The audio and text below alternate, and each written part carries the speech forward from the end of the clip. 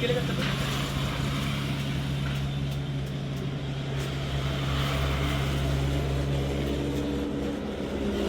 कळत नाही.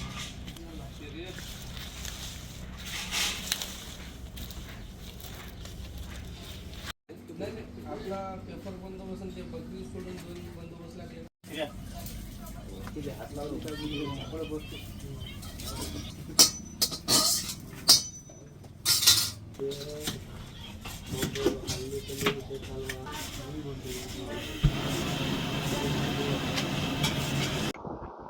जे काही हायपरटेन्शनचे पेशंट्स आहेत आपल्याकडे 2,67,000 हायपरटेन्शनचे पेशंट निघाले आहे, जे टोटल पॉप्युलेशनच्या 25% आहेत.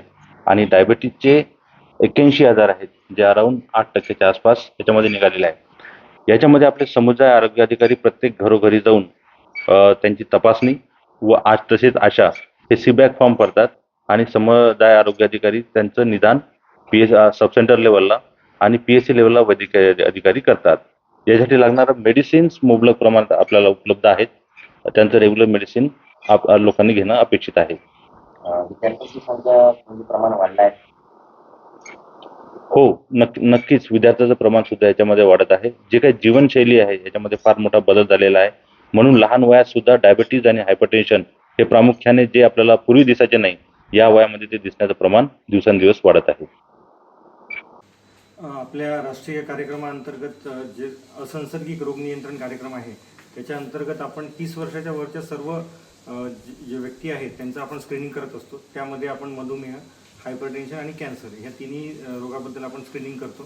स्क्रीनिंग हे नॉर्मल इंडिव्हिज्युअलचं असते, त्याच्यामुळं रिस्पॉन्स हा कम्युनिटीमधून कमी येतो. परंतु आपल्या जिल्ह्यामध्ये जवळपास टोटल 45% ही लोकसंख्या आपल्याला स्क्रीन करायची आहे. त्याच्यामध्ये 23% हे रुग्ण जवळपास हायपरटेन्शनचे असतात आणि 13% हे डायबिटीजचे असतात. त्याप्रमाणे आपण स्क्रीनिंग ही वर्षभरात मागच्या 2024-25 मध्ये केली आणि त्याचप्रमाणे 25-26 मध्ये सुद्धा सारखेच आकडे आहेत आणि हे याचे प्रमाण हे वाढण्याची शक्यता समोर दर्शवली आहे.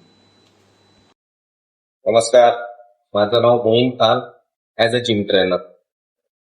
माझा फक्त हाच उद्देश आहे, जे आजकालचे लेकरं आहे 8 ते 10 वर्ष अगोदर म्हणजे पर्यंतचे, हे फास्ट फूड याच्या मागे खूप लागलेले आहे.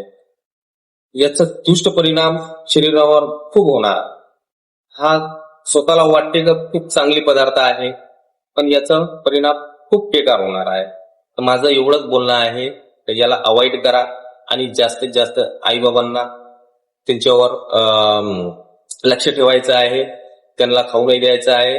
आणि माझं मेन उद्देश म्हणजे फिटनेस, ऍक्टिव्हिटी शरीराला हे मेन काम खूप आवश्यक आहे.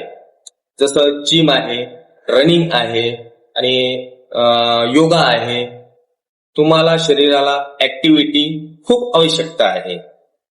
जसे लहान लेकरं झाले त्यांना पण, वृद्ध लोक झाले त्यांना पण, असं काही नाही आहे फिटनेससाठी की वय पाहिजे. हा सगळ्यांसाठी फिटनेस आवश्यक आहे. म्हणजे याच्यात तुमचं शरीर चांगलं राहणार, फिटनेस चांगले राहणार, तुम्ही बिमार नाही पडणार, म्हणजे तुम्हाला बिमाऱ्यापासून सावधान राहणार आहे.